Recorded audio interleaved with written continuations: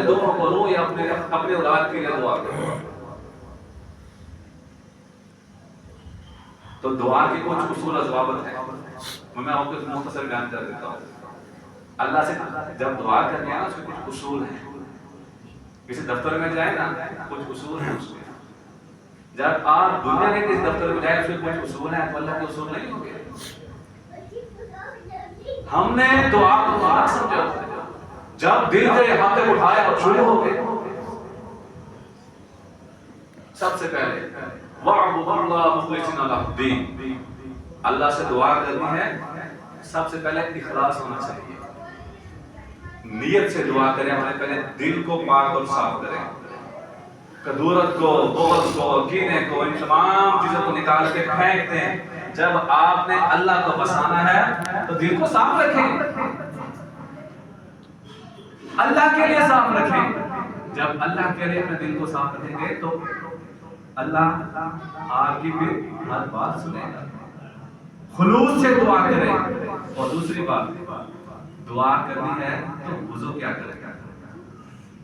ہمارے یہاں فوت کی ہو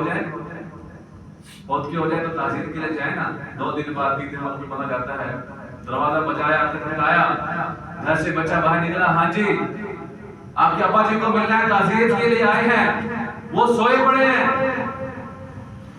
بٹھایا بیٹھے کے اندر، ابا جی کو بچہ اٹھا کر لاتا ہے، منہ دھویا نہیں ہے، نیند سے اٹھا ہے، حالت کیا ہے کوئی پتہ نہیں، اگر بیٹھ کے تعزیت اٹھا ہوتی ہاتھ دعا کرو، یہ طریقہ ہے دعا کرنے کا۔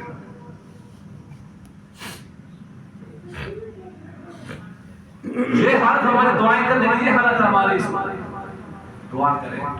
رسول اللہ صلی اللہ علیہ وسلم تعزیت کے لیے ابو عبید عامر صحابی رسول رضی اللہ عنہ فوت ہوئے، ان کے گھر گئے، فدعا بماء فتوضا، پیارے نبی صلی اللہ علیہ وسلم نے پانی منگوایا، فتوضا، وضو کیا،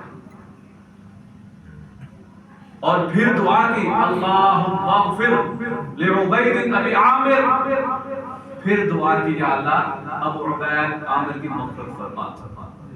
تو دعا کرنے سے پہلے کیا کرنا ہے؟ وضو کرنا ہے۔